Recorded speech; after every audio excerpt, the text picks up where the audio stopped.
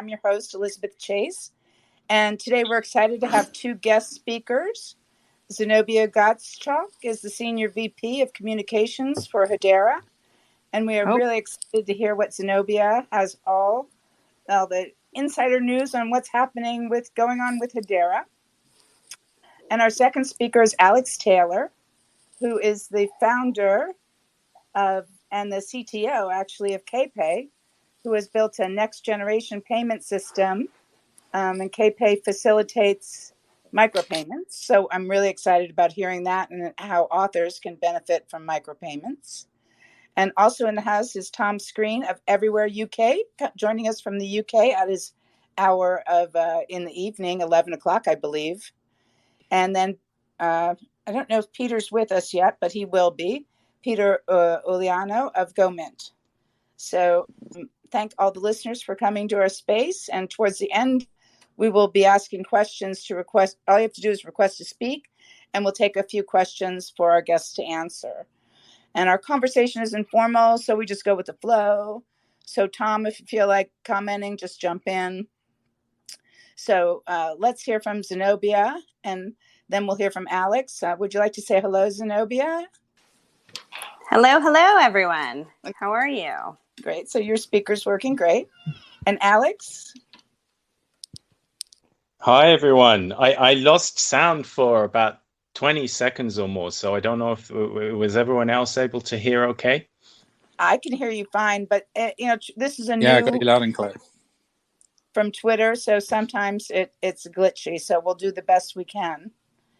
But our community is really excited about having you all on our space, which we have every Thursday. So let's get right to it.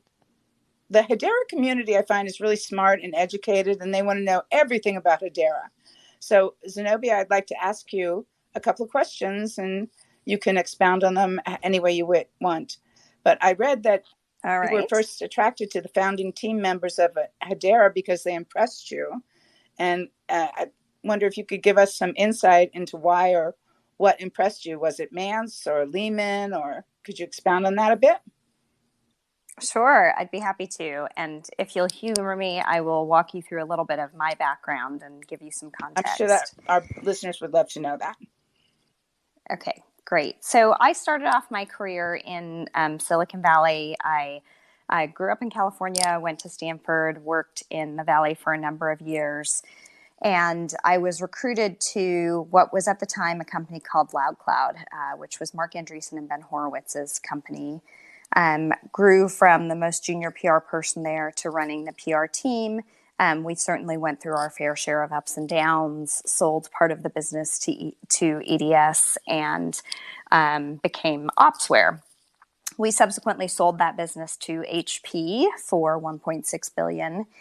And at the time, my then fiance, now husband, had taken a job in Atlanta. And so we moved to Atlanta, Georgia. And I did what Ben Horowitz called sort of a sharp left turn. So I left PR. I looked around at companies in Atlanta. And at the time, there was not a lot of tech here.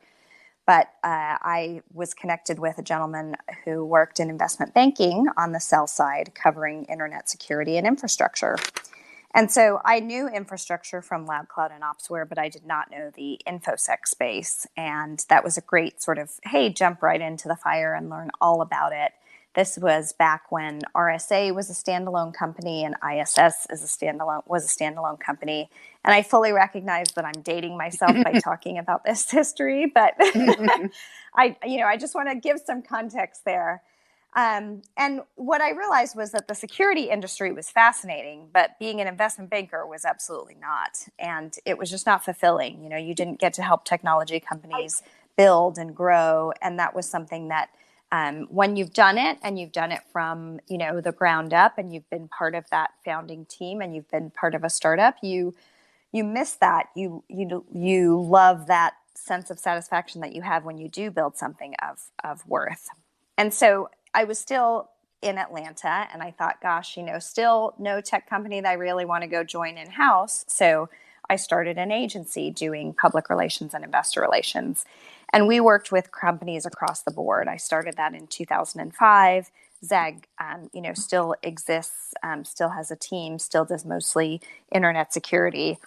Over the years, I had been asked to join, clients, join companies, and had never really found that to be a compelling proposition. Not that they weren't amazing companies, but just you really do have to feel like there is, something inspiring and something really, for me at least, to step back from something that I had already, been building for some time. It had to be something incredible that I thought, wow, this is really earth-shattering. And so I started working with Leemon and Mance in 2015. At the time, those of you who have been with us for a while will remember that we were working on swirls, right? Private ledgers. We started working with the credit unions and building some of that out. But in developing that initial messaging with the team and in talking about their vision and in spending time with, it was really just Leemon and Mance and myself. And I remember they flew out to Atlanta and we sat in a conference room at like a WeWork type facility and built out the whole messaging. And listening to them talk and share that vision just was so exciting. And it really reminded me of Mark and Ben. It reminded me of the early days of the internet, of, sort of .com boom and bust. And so when you see that shift in compute, right, the shift in computing, we've gone through some of those shifts before. We've gone from, mainframe to client server to cloud computing. And this felt like a very fundamental shift. And so at the end of the day, there are going to be amazing applications that are built on all types of technology. But when you get a chance to be part of that fundamental shift in how the underlying infrastructure of our communications and compute run, then that's pretty amazing. And so I wanted to be a part of that. I felt like this team and these founders were really incredible. And being a founder is really hard. It's a very lonely journey sometimes. And seeing the way that I saw Mark and Ben interact and be able to support one another and be able to grow in that journey, both through exciting times and also really hard times. The only time I've ever seen that since then is the relationship that Leemon and Mance have together and the way that they complement each other. That is amazing to think of you guys sitting in a WeWork type of setting and just kind of birthing this new next generation application with DLT. It's amazing. Do you think that when you met them, that your background in industrial engineering and economics in the Silicon Valley played a role in you understanding what they were saying? Yeah, so I remember, my first week at Loud Cloud was when I was really introduced to like, okay, here's the infrastructure stack, right? And I'd come from Intel and I'd come from a .com, but I had never been part of an infrastructure company. And I remember learning about how all of that worked. And then I remember working with Mark Andreessen on some of his pitch decks that he would give to investors, to media, to analysts in terms of, sort of his vision for how computing would look. Mance and I were originally connected through his previous company, Ping Identity. And so I think, for him, it was really more, I could have that conversation on the infrastructure side. He also knew we had a shared background in information security. That was obviously going to be a key differentiator and something that was very important for them and for this infrastructure. And so I think, it was sort of the combination of talking about my experience, and also sort of our shared experience in thinking about the value of security. And, when you look at the internet as it's built today, there was very much a sense of we're going to build it, and then security has since been bolted on as an afterthought.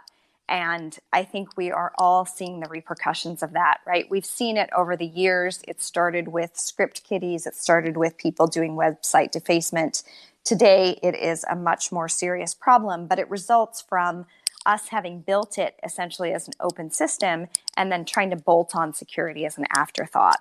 And so I think, those lessons learned in this next generation of infrastructure are really important because we have a chance to do better, right? We have a chance